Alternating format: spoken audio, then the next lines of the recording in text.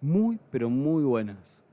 Creo que en el segundo episodio no me presenté, pero ¿sabes qué? Es lo de menos. Me llamo Leandro Murciego, este es el tercer episodio de Poesía en Cuatro Pasos, de la mano de mi segundo hogar, y lo voy a decir siempre, todo el tiempo, Radio Trend Topic, y que tiene esta propuesta de ayudarnos a pensar también, ¿no? Invitarnos a espacios que nos permitan reflexionar en tiempos donde la reflexión parece no tan sencilla. En los primeros dos episodios, en el tercero, hoy vamos a ver la musicalidad en el verso libre. Y vos me vas a decir, no escribo poesía. Oh, esto lo dije en el anterior. Sí, pero hablás. No escribo poesía, pero lees. Y la musicalidad y el ritmo también sirven para cualquier tipo de discurso. Primer capítulo había sido ¿qué es la poesía? Segundo capítulo, ¿cómo deben ser los versos? Tercer capítulo, la musicalidad del verso libre. Hay algo que me encanta, que es uno de los grandes, para mí, de las grandes definiciones de poesía, que no la usé en el primer encuentro para poder darle lugar ahora. Nicanor Parra. Para mí, uno de los más importantes de la familia de los Parra, hermano de Violeta Parra. El gran poeta chileno dijo, la poesía es la prosa que se mueve, es decir, que baila. Pero para ello, para que pueda bailar, para que se pueda mover, la poesía se tiene que convertir en danza, en música. Entonces es preciso que tenga un ritmo y un compás. Vamos rapidito. ¿Qué es el ritmo?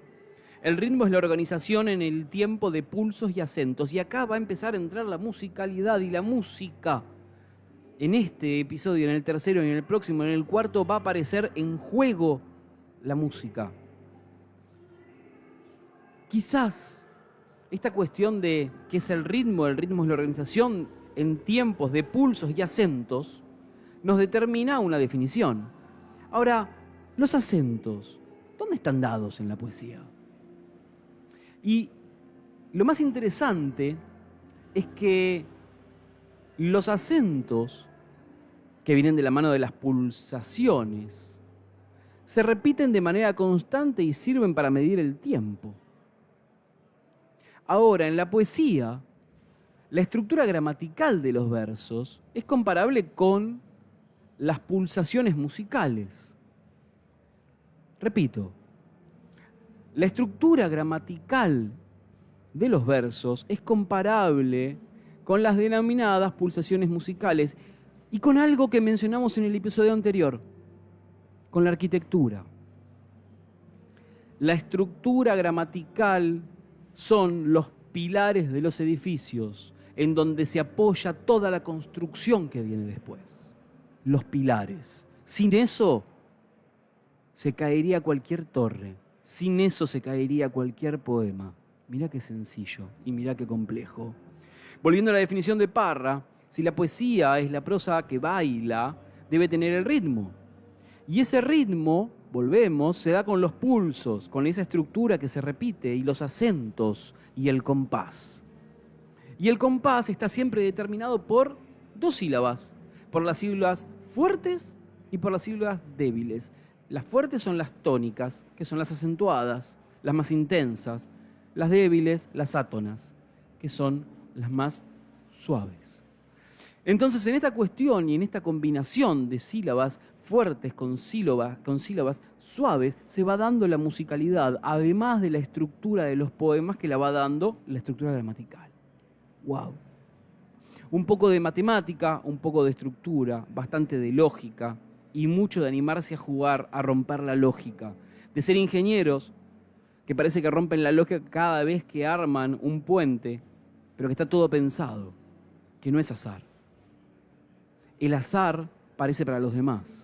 Para ellos fue solo trabajo de lógica y de cuentas matemáticas. La poesía tiene mucho de eso, muchísimo de eso.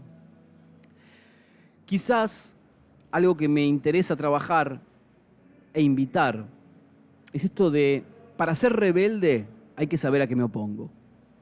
Para romper las normas, sean sociales o literarias, tengo que conocer las normas, si no, no rompo nada.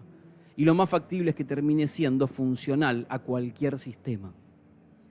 Entonces tengo que aprender y conocer lo que es la métrica, la musicalidad y las estructuras. Una vez que lo sé, me puedo proponer romperlas y no usarlas nunca más. Tengo que conocer la ley para desafiarla, ¿no? Tan simple como eso.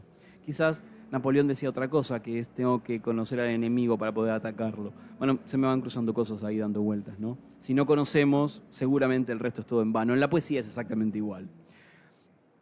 Entonces lo que digo es, para hacer los versos libres conviene tener en claro algunas cuestiones. Los versos largos frenan al poema. Los versos cortos aceleran. Recursos como la repetición de estructura le da una musicalidad, un marco. La idea de la esticomitia que hablamos en otro capítulo, que es esta idea del verso que comienza en el margen y termina cuando acaba el verso en esa misma línea y no depende de otra, la esticomitia, por lo general suele ser un freno de mano, pero hay un pequeño truquito. Si a la esticomitia la usamos con palabras cortas, fuertes, claras, se convierte también en un recurso que acelera el poema. Jugar, pensar, darse cuenta. ¿Qué se hace en las curvas? En las curvas, la mayoría de la gente lo que piensa es que a lo mejor hay que pisar el freno, y si haces eso, te pones el auto de sombrero. Y cuando estás en un auto de carrera, lo que tenés que hacer cuando entras a la curva es acelerar un poco, ¿no? Conocer ciertas cuestiones para después utilizar la técnica, ¿no? Es así de sencillo esto. No hay tanta magia. O sí.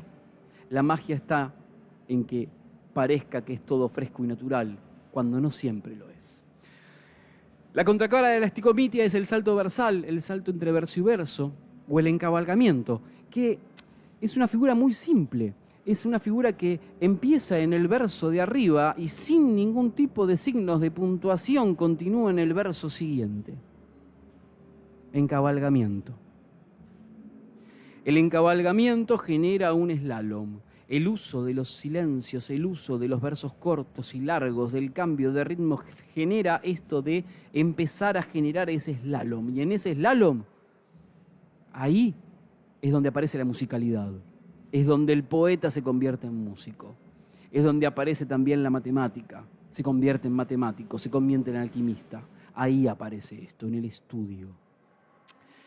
Más allá de que existen 5 tipos de encabalgamiento que estarían buenísimo que vos los veas, yo simplemente diría que hay 2 interesantes para poder trabajar y necesarios, el abrupto y el suave. El suave te lo voy a dejar para que lo busques vos, ¿sí? Pero esto de entender el encabalgamiento como la continuación de un verso que se sucede en el siguiente sin que haya un signo de puntuación al final del primer verso es la primera invitación para empezar a usarlo. Recursos que te van a servir no solamente para la poesía, también para trabajar y retener, siendo docente, retener la atención de los alumnos. Aliteración. Se trata de la repetición de los sonidos que tratan de buscar alguna semejanza, como por ejemplo, si oía un suave sonido, y ahí domina la S, si oía un suave sonido, generar música, generar recursos que me permitan trabajar. Si yo quiero trabajar con el zumbido de una abeja, el suave sonido del zumbido de la abeja, y estoy reproduciendo el volar de la abeja, el texto en lo posible debe decir, pero se tiene que manifestar en su cuerpo lo que está diciendo, y cuando eso sucede se genera la magia. Alguien que manejó hermoso la literación y que seguramente lo tenés de otro lado, León Gieco, en el tema de los orozcos. Ojo con los orozcos, ahí trabaja el uso de la O. Nosotros no somos como los orozcos. Yo los conozco, son 8 los monos: Pocho, Toto, Cholo, Tom, Mocho, Rodolfo, Otto, Pololo. Yo pongo los votos solo por Rodolfo. Los otros son locos, yo los conozco, no los soporto. Stop. Aliteración. Y no estamos hablando de poetas clásicos. Tranca.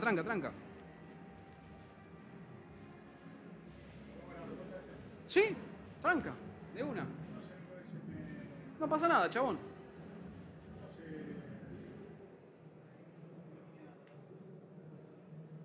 Los fierros a veces fallan. No pasa nada. Claro. No son para eso, sí, claramente.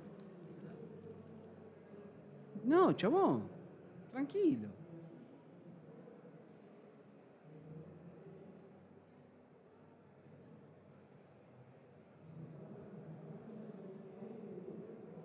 Vos me decís, cuando vos me decís, yo arranco. Y vos lo voy. ¿Querés dejarlo un toque? ¿Querés dejarlo un toque? Dale. Dale.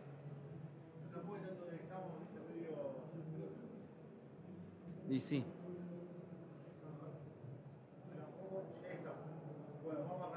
Dale, no pasa nada, chabón, tranquilo.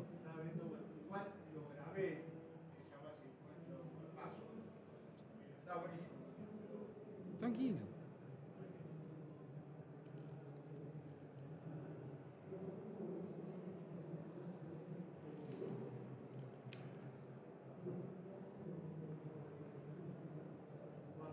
Cuando vos quieras.